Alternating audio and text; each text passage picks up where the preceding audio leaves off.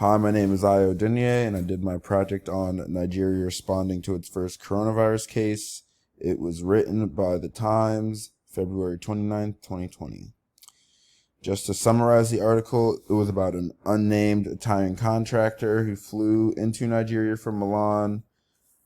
He had no symptoms when he landed in Lagos. He then traveled 60 miles to a cement factory where he was on contract to work and developed a fever. Once confirmed, he was sent back to Lagos, where he is being treated in a hospital that was set aside to handle coronavirus, and a team of people are tracking his steps to see if he gave anyone else coronavirus. This could be severe because the city has 20 million people and is the economic capital of Nigeria, and it contains both immense poverty and wealth. If the virus does get into the poor cities, the lack of housing, sanitation, combined with people living in cramped conditions, could cause the spread to be extremely quick. Nigeria's medical system, like others in Africa, had been preparing for the virus to arrive, but it is still unknown what could happen. To date, 26 African countries have reported suspected coronavirus cases, but Nigeria has expressed some confidence in their government because of the whole Ebola epidemic that happened over there, which was more deadly than the coronavirus one, and how it was kind of handled.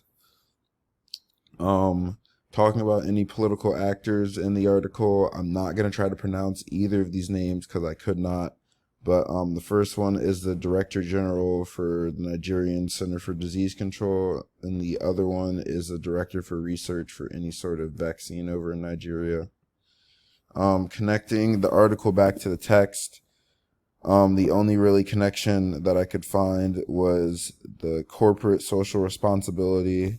It was in Chapter 11, page 452, and it talks about the oil companies making immense profits in the Niger Delta. So the oil companies have to pay the Nigerian government upwards of 30 to 40 billion per year in taxes and royalties. But most of the money that they pay to the government disappears due to the corruption. And the companies are aware of the poverty that is over in that area, the poverty and resentment. So they build health clinics in the Delta, but many of them are either empty because the government won't pay to staff them because the government is corrupt, or they are burned down by neighboring tribes who are jealous that they did not get a health clinic. So, other than that, thank you for listening to my presentation and have a great day.